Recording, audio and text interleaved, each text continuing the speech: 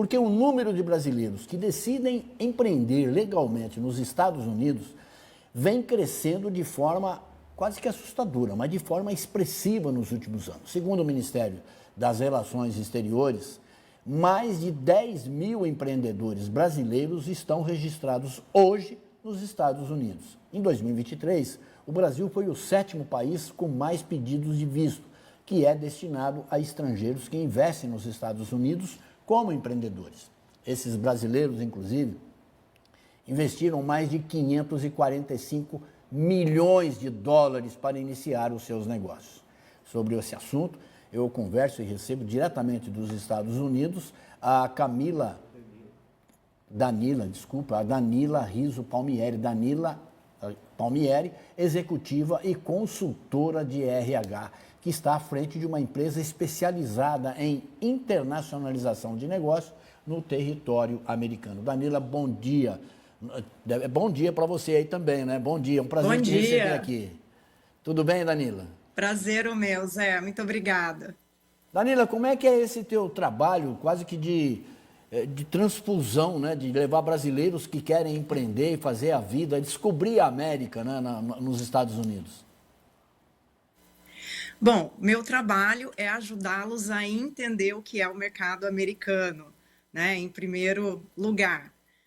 Muitas vezes a gente olha para o mercado americano porque é um dos maiores mercados consumidores, né, do mundo, a gente sabe, mas a gente tem que ter muita cautela para entrar nesse mercado. E isso exige muito planejamento e estratégia, né? Não dá para entrar no mercado americano sem isso. Então eu ajudo essas pessoas a entenderem esse mercado e quando elas vêm para os Estados Unidos abrirem os seus negócios ou crescerem as suas operações, a gente dá as mãos e ajuda esse empresário, esse empreendedor a entender como liderar as pessoas, como atrair essas pessoas, esses talentos para a força de trabalho e entender como funciona toda a legislação americana, trabalhista e de compliance que tem que ser entendido nesse mercado. Mesmo com toda a maluquice do Trump, esse é um bom momento para se investir nos Estados Unidos, Danila? Sim, é um bom momento para investir nos Estados Unidos, as oportunidades estão aqui. Cada vez mais eu tenho visto empresas internacionais e investidores brasileiros a virem para os Estados Unidos. O que esse empresário, esse investidor, ele tem que prestar atenção é nesse planejamento em termos se ele vai expatriar alguém, se ele vai mudar com a sua família, entender onde está o mercado consumidor dele, né? Porque se ele depender da vinda dele ou da vinda de um expatriado para os Estados Unidos, ele vai passar por um processo de visto. E a gente está vendo o governo Trump, né, enrijecer a imigração. Então, nesse planejamento, provavelmente, os pedidos de visto eles vão ser mais demorados, né? Então, a gente tem que incluir isso no nosso planejamento. Eles vão ser mais exigentes, né? No plano de ação, né? No plano de negócio que você vai apresentar, nos empregos que você vai gerar aqui. Enfim, então isso tem que estar bem apurado dentro desse planejamento de trazer a sua empresa e de estar aqui presente nos Estados Unidos nesse governo. Qual é o perfil do empreendedor brasileiro? É o médio, é o pequeno, ou gente já bem constituída que tenta abrir um novo mercado, uma filial nos Estados Unidos? Qual é esse perfil do brasileiro que investe nos Estados Unidos? Bom, hoje a gente tem visto, eu trabalho com muitas empresas brasileiras que são grandes aí no Brasil e que têm trazido seus negócios, né? Uma boa parte dos meus clientes. Outros clientes são empresários brasileiros, né, que se mudaram por alguma razão aqui para os Estados Unidos, ou vieram expatriados, ou vieram trabalhar em empresas, e aí decidiram empreender, e aí têm os seus próprios negócios, como clínicas médicas, spas, restaurantes e outros negócios menores, né? E você tem também muitos brasileiros que estão vindo investir em real estate, né, em casas, em apartamentos, em negócios nesse sentido, que trazem aí depois e dão direito ao green card para suas famílias. Então, a gente tem visto essa migração de brasileiros que vêm realmente investir, não é aquele brasileiro mais que põe a mochila nas costas, vem como turista e vem se aventurar nos Estados Unidos, mas aquele brasileiro que tem graduação, que tem mestrado, que tem experiência e está vindo investir ou abrir o seu negócio aqui. Pois é, e a mão de obra do brasileiro ela é reconhecida no mundo inteiro, até pela sua inventividade, criatividade, essa coisa toda. Isso também acontece nos Estados Unidos?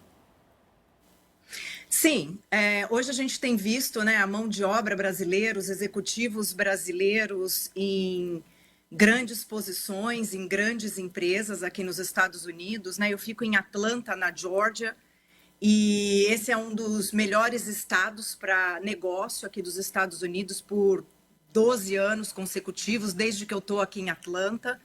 É um estado que atrai muitos negócios internacionais. E a gente tem aqui grandes empresas, né, como a Coca-Cola, que também tem trazido muitas pessoas do Brasil. E eu tenho dentro da minha rede de contatos aqui muitos executivos, muitos profissionais que estão aí em grandes empresas como a Delta, a própria Coca-Cola, como eu falei. A gente tem aqui em Atlanta a Microsoft, a NCR, que faz caixas de banco, um hub grande de fintech, brasileiros em bancos, como o Wells Fargo, como o Bank of America.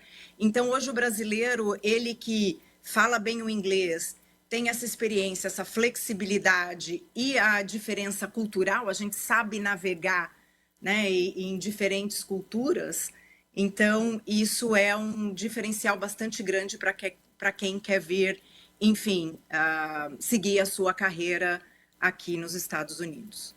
Bom, você acabou de dizer, você vive em Atlanta, né, que é o maior aeroporto dos Estados Unidos, um dos maiores do mundo. Eu acho até que ele é maior que o Heathrow, em Londres. Os dois são... em termos de movimentação de pessoas, sim. Porque ele é portão de entrada, né, nos Estados Unidos. Vai avião para tudo quanto é lado, cobre os Estados Unidos inteiro. E ele é conhecido também pela sua pontualidade, né? A pontualidade com que é atendido, essa coisa toda. E o brasileiro não é muito chegado em pontualidade, né? O contrato é bem explícito, todas essas coisas. Como é que é um choque cultural para o brasileiro que chega aí?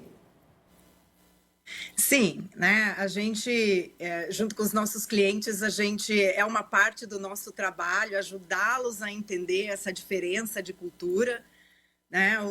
A pontualidade, aqui os americanos entendem o seguinte, né? Se você chega na hora da reunião, você já está atrasado, porque ele espera que você esteja lá uns minutos antes para que a reunião comece naquele horário que foi determinado.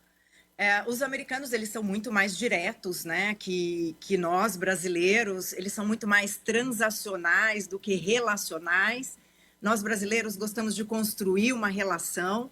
Os americanos, eles são mais direto ao ponto, preto no branco, direto.